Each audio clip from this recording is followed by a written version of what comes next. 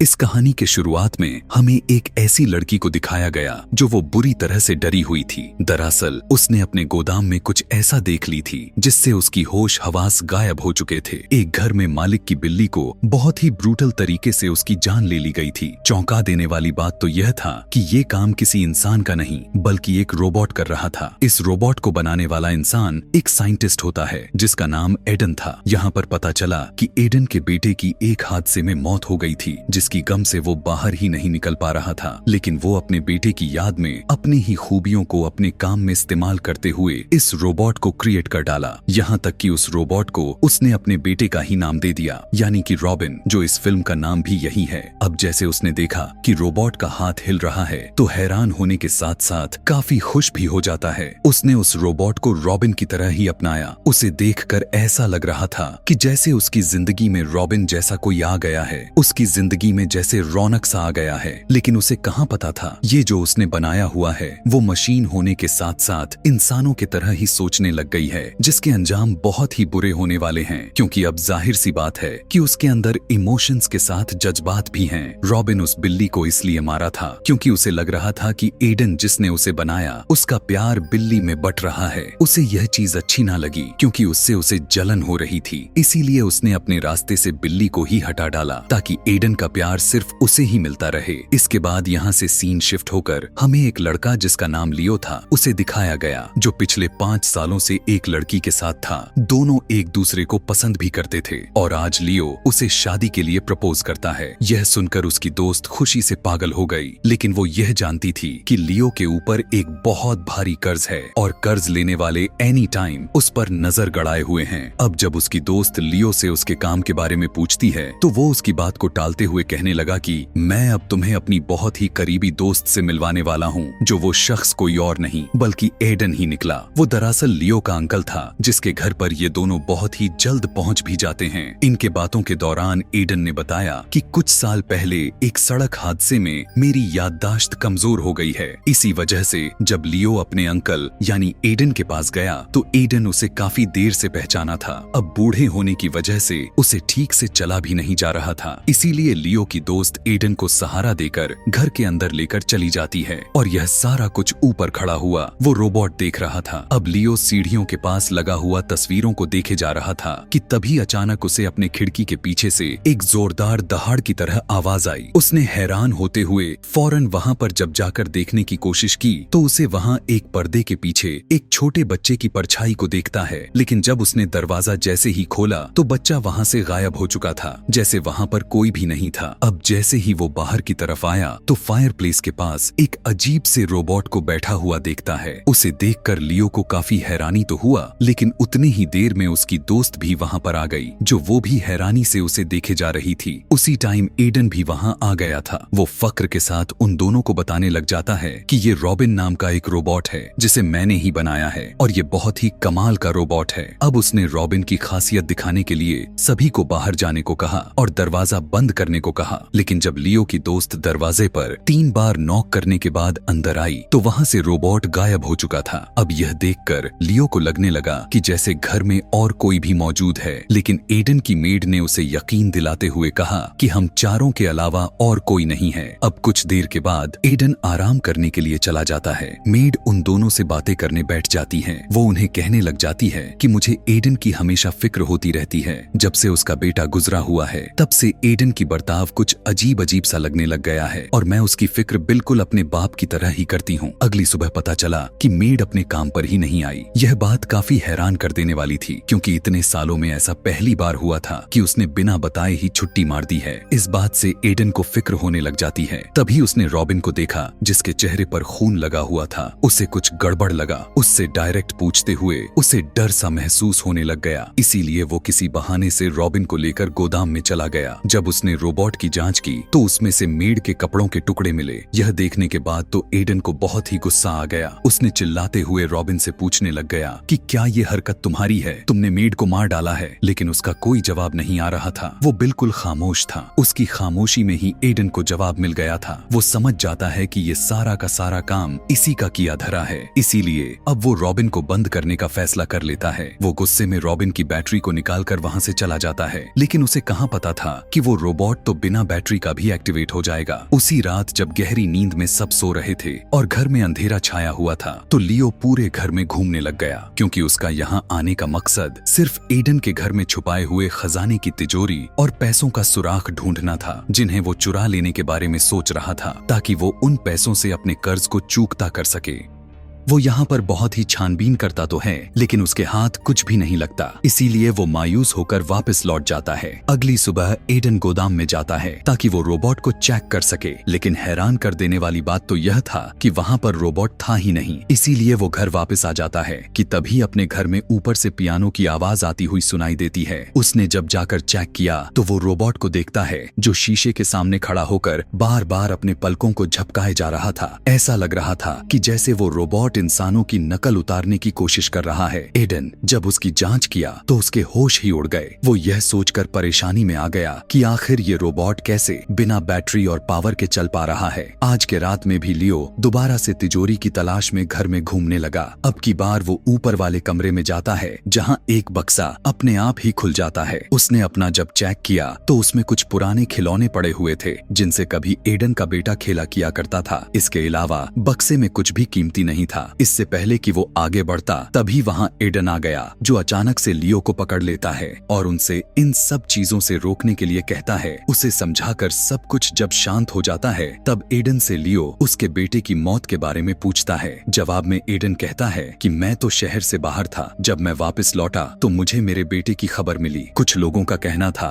कि वो आग में जलकर मरा था, जबकि कुछ यह भी कह रहे थे कि उसने खुद अपनी जान ले ली थी। मगर सच तो यह है कि आज तक पुलिस भी इसकी सच्चाई नहीं जान पाई है। हादसे के बाद से एडन की याददाश्त भी कमजोर हो गई थी। एडन को हमेशा यह ख्याल सताया करता था कि क्या रॉबिन सच में मर गया है या वो अभी भी किसी न किसी रूप में जिंदा है। अगले दिन 2 पुलिस वाले एडन के घर पर आते हैं। दरअसल मेड का भाई बहुत ही परेशान हो चुका था, क्योंकि 2 दिन से उसकी बहन कहीं गायब हो चुकी है। इसीलिए उन्होंने अपनी बहन की लापता होने की दरख्वास्त पुलिस में लिखा दी थी। पुलिस ने जब इस बारे में एडन से सवाल किया तो उसका कहना यह था कि मैं इस बारे में कुछ नहीं जानता। तब पुलिस ने कहा कि आखिरी बार इस मेड को इसी घर के गोदाम में देखा गया था। उसने घर जाने के लिए टैक्सी ड्राइवर को भी बुलाया हुआ था, लेकिन टैक्सी ड्राइवर काफी देर तक इंतजार करने के बाद वापस चला गया था। लेकिन हर बार की तरह एडन इस बार भी यही कहता है कि मैं इस बारे में कुछ नहीं जानता, क्योंकि पुलिस को भी कुछ सबूत न मिलने की वजह से वो भी वापस लौट जाती है। लेकिन हम देख पाते हैं कि मेड का भाई जो घर के बाहर ही छुपा हुआ था, वो चुपके से गोदाम में आता है। उसने अपने बहन के फोन पर कॉल किया तो रिंग की आवाज अंदर से ही आती है। आवाज का पीछा करते करते जब वो अंदर आया तो वहाँ का नजारा को देखकर उसकी होश ही उड़ गई, क्योंकि वहाँ उसकी बहन की लाश बुरी हालत में पड़ी हुई मिलती है। अभी मेड का भाई कुछ यहाँ पर सोच समझ पाता, उसके पीछे अचानक से रॉबिन रोबोट भी आ जाता है। घबराते हुए उसका भाई पुलिस को कॉल करने लग जाता है, लेकिन रॉबिन ने एक तेज धार जंगले को उसकी तरफ फेंक कर मारा, जिससे उसकी भी जान चली जाती है और जल्दी से चुपचाप जाकर वो फायर प्लेस के पास बैठ जाता है। यहाँ पर एडन एक बार फिर से उसके पास आया और उससे पूछने लग जाता है कि बताओ क्या तुमने ही मेड को मारा है। लेकिन इस बार भी रोबोट खामोश रहा, वो तो बस अपनी पलकें झपकाए जा रहा था। जिसके बाद वो एक कांच को उठाकर एक वर्ड लिखता है, जिसे एडन पढ़ता है और शकुन महसूस करते हुए वो वहाँ से चला जाता है। लेकिन इनकी सारी बातचीत के बारे में दरवाजे के पास खड़ा लियो सुन लेता है और वो भी आकर उस वर्ड को पढ़ता है। अब लियो को एडन के बेटे की मौत को लेकर हमेशा शक रहा। उसने इन सारे मामले को लेकर इंटरनेट पर पुराने पोस्ट भी देखी तो उसे एक पुरानी रिपोर्टर की पोस्ट नजर आती है, जिसने एक पुरानी पार्टी की बात की हुई थी। तब लियो उस पुराने रिपोर्टर से बात करता है। रिपोर्टर को जब पता चला कि लियो एडन का भांजा है तो उसने बिना झिझक सालों पहले हुए उस हादसे के बारे में सब कुछ सच सच बता दिया। यह उस दिन की बात है जब रॉबिन की 11वीं बर्थडे थी।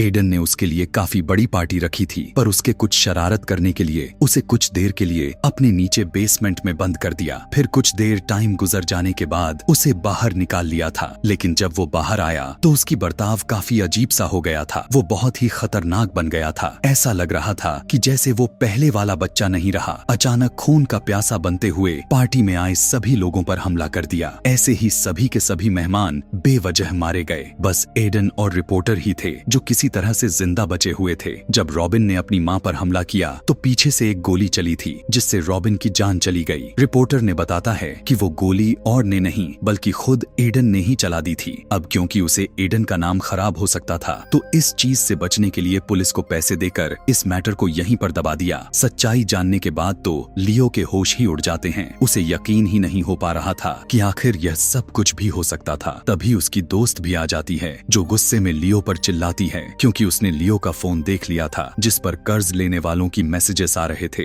इस पर लियो उसे सफाई देते हुए कहता है कि मैं अपने अच्छे फ्यूचर चलाने के लिए पैसे कमाने की कोशिश कर रहा था, लेकिन उल्टा मैं तो कर्ज में फंस गया और अब हमारे पास सिर्फ एक ही रास्ता है और वो है एडन के घर से कुछ पैसे चुराना। वो अपने दोस्त से वादा करता है कि कर्ज उतरने के बाद हम दोनों शादी कर लेंगे और अपनी जिंदगी की एक नई शुरुआत करेंगे। रात में प्लान के मुताबिक लियो की दोस्त ने एडन की कॉफी में नींद की दवाई मिला दी जिससे कुछ ही देर में वो गहरी नींद में चला जाता है। उसी रात 2 पुलिस ऑफिसर्स फिर से एडन के घर पर आए, लेकिन जब उनके नोक करने पर दरवाजा को नहीं खोला गया तब उन्होंने घर के आसपास तलाशी शुरू कर दी। फीमेल पुलिस ऑफिसर बेसमेंट में जाती है जहां पर मेड जाया करती थी। वहीं पर वो रॉबिन रोबोट को देखती है जिसकी आंखें जल रही थीं। वो काफी हैरान हुई। सोचते हुए वो उसके काफी पास आती है, लेकिन जैसे ही वो झुकी रोबोट एक नोकदार हथियार उसके पेट में घोंप देता है जिससे ऑफिसर दर्द से तड़पते हुए नीचे गिर गई। यहीं तक नहीं था, रोबोट ने उसके शरीर पर एक क्लिप लगाकर उसके अंदर करंट छोड़ दिया जिससे तड़पते हुए उस बेचारी की वहीं पर मौत हो जाती है। कुछ देर के बाद दूसरा पुलिस ऑफिसर भी उसी बेसमेंट में आ जाता है जहां उसे इंसानी मांस की जलने की स्मेल आ रही थी। उसने जब अपने टॉर्च के जरिए देखा तो सामने उसके साथी की जली हुई लाश थी। यह देखने के बाद उसके दिल में घबराहट सा होने लग गया, लेकिन अभी वो कुछ भी समझ पाता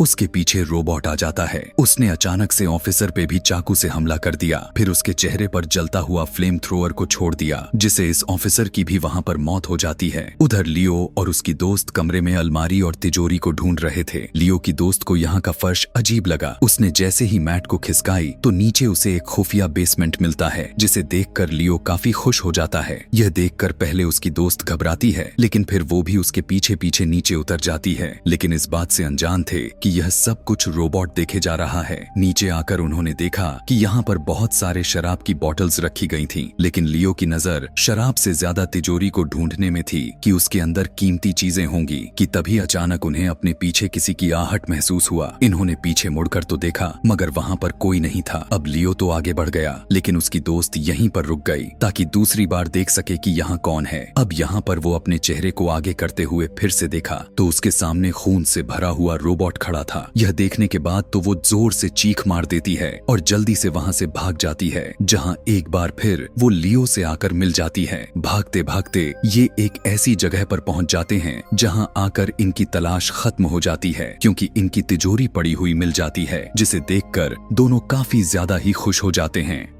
कुछ देर के लिए इनके अंदर का डर खत्म हो गया था और अब दोनों खुश होते हुए उसे खोलने के लिए आगे बढ़ने लग गए। लियो को याद आया कि एडन ने अपने बेटे की बर्थ डेट को पासवर्ड रखता था तो उसने यही पासवर्ड डाला और सच में तिजोरी खुल भी जाती है। लेकिन जो उन्होंने देखा कभी सोचा ही नहीं था कि ऐसा हो सकता है, क्योंकि तिजोरी पूरी तरह से खाली थी, ना ही कोई ज्वेलरी थी और ना की पैसा, जिस वजह से दोनों के मुंह लटक जाते हैं। यह देखकर लियो की दोस्त उदास हो जाती है क्योंकि वो समझ गई थी रोबोट के हाथों हमारी जान भी खतरे में है। साथ ही बदकिस्मती से हाथ भी कुछ नहीं लगा। वो डर कर रोने लग जाती है, पर इससे पहले वो कुछ कर पाती, एक लोहे की रॉड उसके गर्दन के आर पार हो गया जिससे वो वहीं पर ढेर हो जाती है। यह देखकर लियो को बहुत ही ज्यादा अफसोस होने लग गया, लेकिन इस समय उसके मौत का गम मनाने का नहीं था, इसीलिए लियो ने वहाँ पड़ी एक रॉड को उठाकर रोबोट पर हमला कर दिया। लेकिन वो अभी भी काम कर रहा था। अब रोबोट भी एक कांच से लियो पर हमला कर देता है जिससे वो बेहोश हो गया।